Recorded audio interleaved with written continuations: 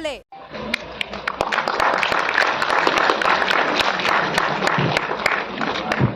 स्वामी त्रिलोकीनाथ जी।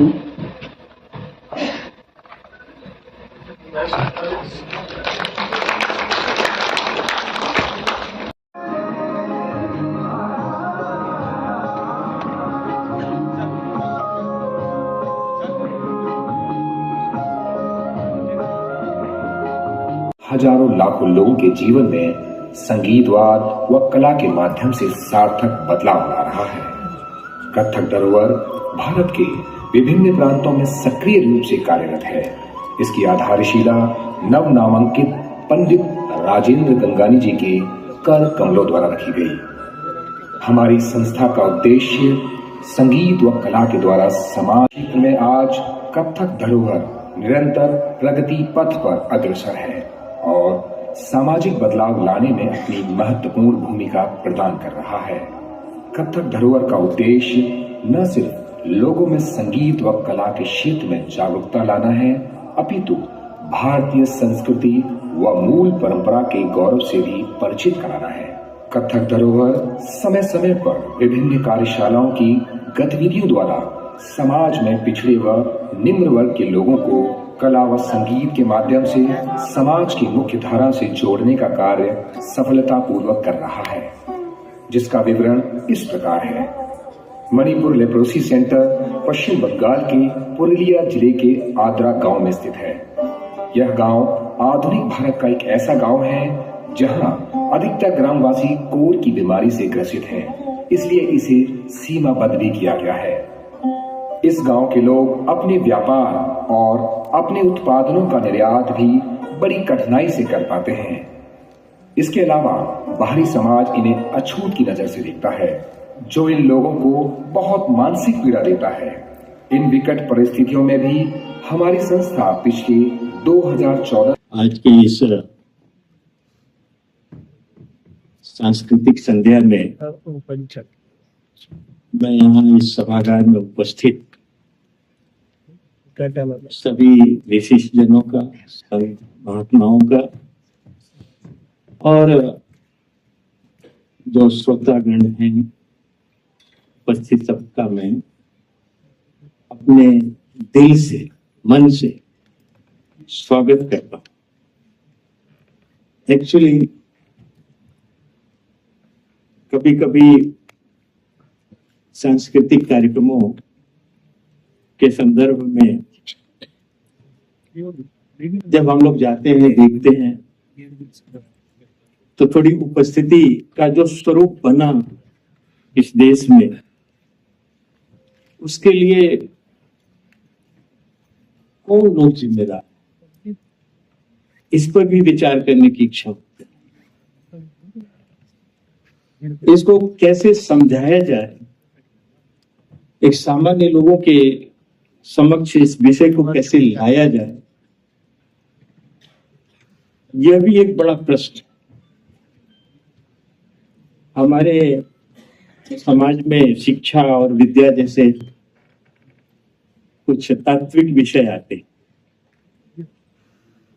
शिक्षा और विद्या में क्या अंतर है? प्रश्न कभी कभी ये भी मन में उठता है कि अगर शिक्षा है और विद्या जैसे दो शब्द बने तो इसमें क्या कोई बुनियादी आधार जनित क्या कोई उसमें अंतर होता है कि नहीं? तो हमने जो अध्ययन किया उसके आधार पर मैं इस निष्कर्ष पर पहुंचा कि विद्या और शिक्षा में बहुत अंतर है। विद्या एक सकारात्मक त्वमेव विद्या तरुणम त्वमेव सर्वम मम देव। आज के इस कार्यक्रम के समायोजक अनन्य भक्त कहें, श्रद्धालु कहें, श्री सदानंद विश्वास जी, लगभग उनसे 15-20 वर्ष पुराना परिचय है।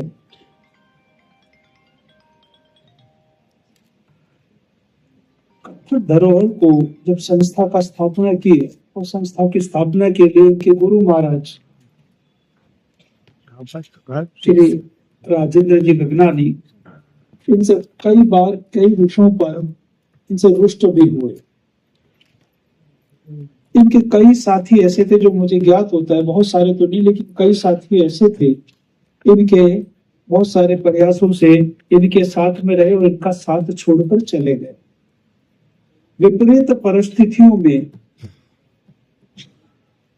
और अकेले रहकर दिल्ली जैसी जगह में, इस जगह को दिल्ली की झुग्गी बस्तियों में जाकर, दिल्ली की झुग्गी बस्तियों में भी जाकर उन लोगों को। सर, आज आप सांस्कृतिक कार्यक्रम में उपस्थित रहे, कैसा लग रहा है आपको? देखिए, कथक नृत्य का जो प्रोग्राम है बहुत अच्छा है और जिससे सांस्कृतिक धरोहरें हमारी जीवित है। जब हमारे सनातनी धर्म में कथक जो नृत्य है वो एक संस्कृति को अपने दर्शाता है और ये ध्रुपद धमाल की तरह बहुत कठिन है, इसको सीखना भी बहुत कठिन है, पर लेकिन हमारे सनातन में है एक से एक अच्छे व्यक्ति हैं जो इसको अभी तक संजोए हुए। और हम श्री कृष्ण जन्मभूमि संघर्ष यहाँ से हम भगवान कृष्ण जन्मभूमि मंदिर को आजाद कराने के लिए समस्त टीम लगी हुई है और हाईकोर्ट सुप्रीम कोर्ट में हम लड़ाई लड़ रहे हैं और हमें बहुत जल्दी विश्वास है कि भगवान कृष्ण की कृपा से हम इस मंदिर को भी आजाद कराएंगे। जैसे अयोध्या में रामलला का दरबार सजा है, उसी प्रकार काशी और मक्का में भी भगवान कृष्ण का भव्य मंदिर बनेगा। यही हमारी सब भगवान के चरणों में प्रार्थना है और आप सभी को राधे राधे, जय श्री कृष्ण।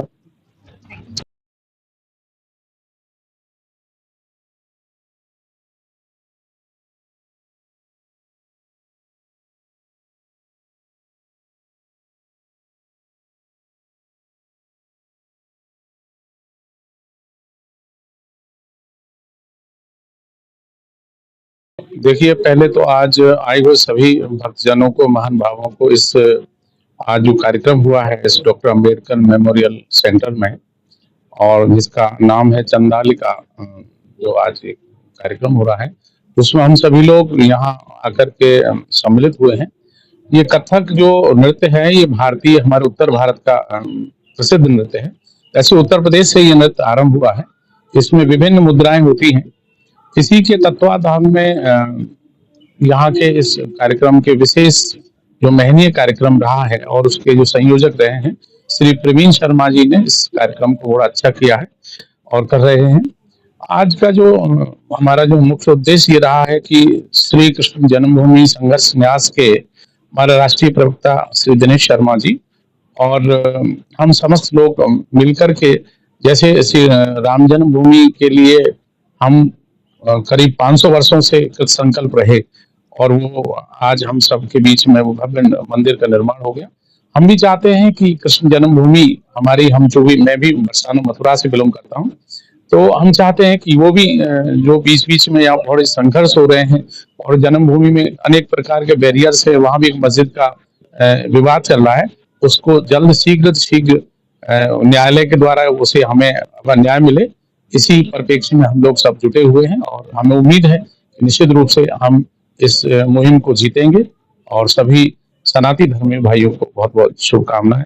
हमारे सनातन संस्कृति के अंदर जो कथक का जो नृत्य है वो बहुत ही पौराणिक है और कथक धरोहर को संजोए रखना ये अपने आप में एक बहुत बड़ी कला है। मैं धन्यवाद देना चाहता हूँ ऐसे कलाकारों को जिन्होंने भारत की संस्कृति को संजो कर रखा है और ऐसे ऐसे कार्यक्रम होते रहने चाहिए। प्रवीण शर्मा जी जो कि श्री कृष्ण जन्मभूमि संघर्ष न्यास के राष्ट्रीय उपाध्यक्ष है और कथक धरोहर कार्यक्रम के वो अध्यक्ष भी है, तो मैं एक अपने हृदय से धन्यवाद देता हूँ प्रवीण जी का कि उन्होंने इतना अच्छा कार्यक्रम का आयोजन किया है और उसके अंदर श्री कृष्ण जन्मभूमि संघर्ष न्यास के जो राष्ट्रीय अध्यक्ष है, जो कृष्ण जन्मभूमि का केस लड़ रहे हैं, हमारे गुरु जी श्री दिनेश फलाहारी महाराज जी और समस्त जो हमारी दिल्ली की टीम है, सभी को उन्होंने आमंत्रित किया। हम लोग यहाँ पर आए और कार्यक्रम में हम उपस्थित रहे, बहुत अच्छा लगा। और मैं ये कहना चाहूंगा कि ज्यादा से ज्यादा लोगों को ऐसे कार्यक्रम करते रहे जिससे कि हमारे भारतीय जो संस्कृति है उसको भी एक संजो कर रखा जाए। और मैं आह्वान करूंगा कि ज्यादा से ज्यादा लोग श्री कृष्ण जन्मभूमि संघर्ष न्यास के साथ जुड़े। ये हमारी ऐसी संस्कृति है जो हमारा भगवान श्री कृष्ण से जोड़ती है। और भगवान शंकर से जोड़ती है। तो भगवान शंकर नटराज है और हमारे देश की इन संस्कृतियों की वजह से ही हमारा भारत विश्व गुरु है। और हम सब सनातनी भगवान श्री कृष्ण के जन्म स्थान की लड़ाई लड़ रहे हैं। जैसे भगवान श्री राम की कृपा से, हनुमान जी महाराज की कृपा से श्री राम जन्मभूमि को हमने आतताइयों से मुक्त कराया। उसी प्रक्रिया में हम भगवान श्री कृष्ण के जन्म स्थान को अपने दिल्ली प्रदेश के अध्यक्ष श्रीमान महिपाल सिंह जी के और राष्ट्रीय अध्यक्ष श्रीमान दिनेश फलारी जी महाराज के सहयोग से जो लड़ाई लड़ रहे हैं, इसमें हमारे पूरी दिल्ली का, पूरे देश के और अंतर्राष्ट्रीय सहयोग मिल रहा है। परवीन जी के लिए क्या कहना चाहेंगे जिन्होंने इतनी खूबसूरती से जो है कार्यक्रम को प्रस्तुत परवीन जी का जो नाम है ना, वो सबसे लास्ट में इसलिए लेने वाला था कि वो हमारे संगठन की रीढ़ की हड्डी है। और ऐसे सांस्कृतिक कार्यक्रमों को कहीं भी आयोजन होता है तो उसमें प्रवीण जी बढ़ चढ़ करके हिस्सा लेते हैं।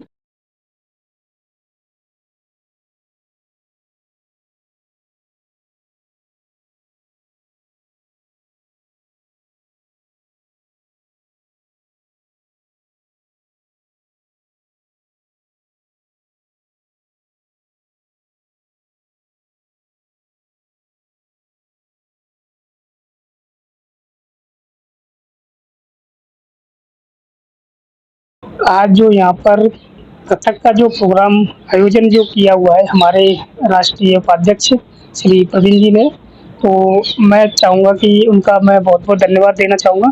इतना अच्छा प्रोग्राम उन्होंने किया है। यहाँ पर हमारे राष्ट्रीय अध्यक्ष श्री दिनेश फलारी जी को यहाँ पर उन्होंने बुलाया और इसमें कार्यक्रम की शोभा उन्होंने बढ़ाई।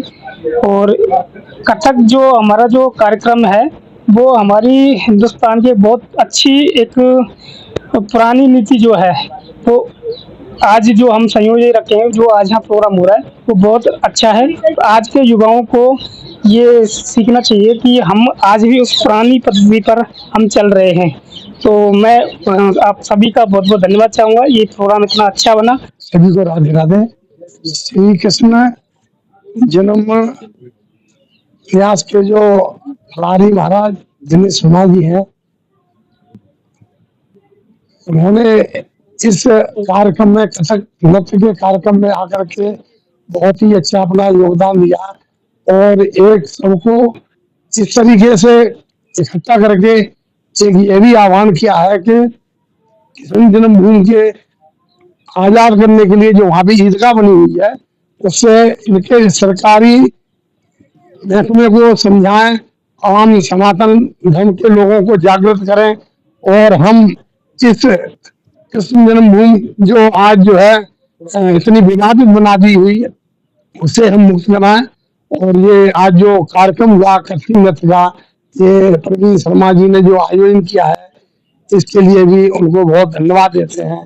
जी नमस्कार सर, इस प्रोग्राम के बारे में बताएंगे, कब शुरू किया आपने और कैसे दिमाग में आया? ये शुरू किया, देखिए हम आधुनिक भारत के हैं, परंतु अभी भी जो जात पात की विचारधारा अभी भी है कहीं कहीं पे इस मेक इन इंडिया की शहरों में और मेक इन इंडिया की कंट्री में भी अभी भी बहुत छुआछूत की अभी भी विचारधारा है। सब में लेकिन कहीं भी जगह पे है। और क्योंकि गौतम बुद्ध ने, गीता ने, डॉक्टर अम्बेडकर की जो सबका एक मंत्र है, हम सब इंसान हैं, हम सब उस परमात्मा की क्षमता में, चाहे आप हो हम में सभी हैं, तो उसको समय भेदभाव जो नहीं करना है और हमसे जो है उसी का ये संरचना है। और एक कवि गुरु रविंद्रनाथ टैगोर जी ने लिखा था चंडलिका, उनका आज 164 इनका मेमोरियल डे मनाया जा रहा है पूरे देश में, तो उसके लिए हमने एक प्रस्तुति किया था। सर आप कब से कर रहे हैं ये प्रोग्राम, ये कथक का प्रोग्राम? मैं 1984 से कथक शुरू किया हूँ मैं, और पिछले 30 साल से इसको एज ए प्रोफेशनली कर रहा हूँ मैं दिल्ली में। दिल्ली में? जी जी जी। दिल्ली में आपका ऑफिस? दिल्ली में हमारा ऑफिस है ईस्ट दिल्ली में, पूर्व दिल्ली में। जी जी जी। और हमारी संस्था जो है दिव्यांग, ऑर्फनेज, लेप्रोसी और आदिवासी बच्चों के लिए काम करते हैं, जो देश के 9 सेंटर है। और हम बच्चों को प्रोत्साहन करते हैं इस कला और नृत्य संगीत की जगत में, और उनको आगे लेके जाने की। ये आपका चंडालिका जो प्रोग्राम है पहला प्रोग्राम है या पहले भी करते हैं? इससे पहले जब आदरणीय स्वर्गीय प्रणब मुखर्जी जी हमारे राष्ट्रपति जी थे, तो उनके वहां पर भी हमने किया था ये। और मतलब से ठीक जैसे 10 साल पहले पुरानी बातें हैं, तो बहुत सुंदर कार्यक्रम था। उसमें शर्मिला टैगोर जी आए थे, जो रविंद्रनाथ टैगोर जी के भतीजी थे।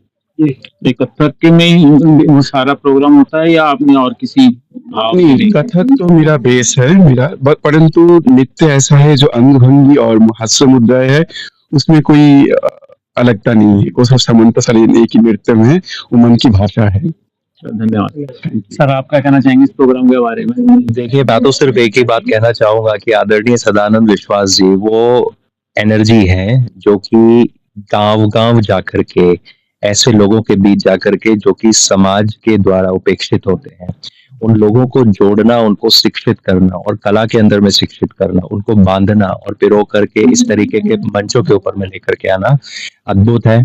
और इन्होंने कुछ वर्ष पूर्व मुझसे कुछ डिस्कशंस किए थे और एक बहुत ही बढ़िया प्रोजेक्ट जीवनदायिनी गंगा, जो कि गंगा के ऊपर में गंगा के उद्भाव से लेकर के आज की परिस्थितियों को लेकर के जो बनाया गया कार्यक्रम है।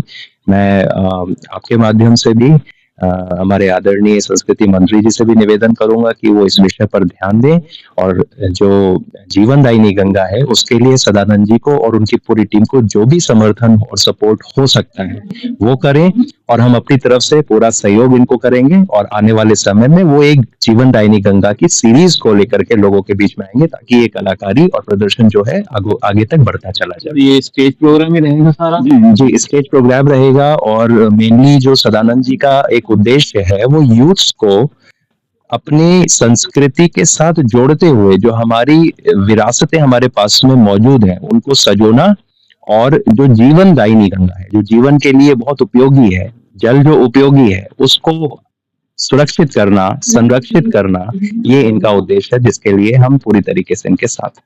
इसके बारे में कुछ और बताना चाहेंगे अभी आप या बाद में बताएंगे? नहीं, इसके बारे में सारी जानकारी आपको बाद में मिलेगी, प्रेस कॉन्फ्रेंस के माध्यम से मिलेगी। अभी तो मैं फिलहाल आज का जो कार्यक्रम जो चंडालिका एक बहुत ही अद्भुत यहाँ पर जो कार्यक्रम इन्होंने प्रस्तुत किया उसके लिए दिल की गहराइयों से इनको बहुत बहुत सारी शुभकामनाएं देता हूँ। माँ भगवती की कृपा इनके ऊपर में बरसे, जगन्नाथ जी महाराज की कृपा इनके ऊपर में बरसे, जिससे कि इसी प्रकार से ये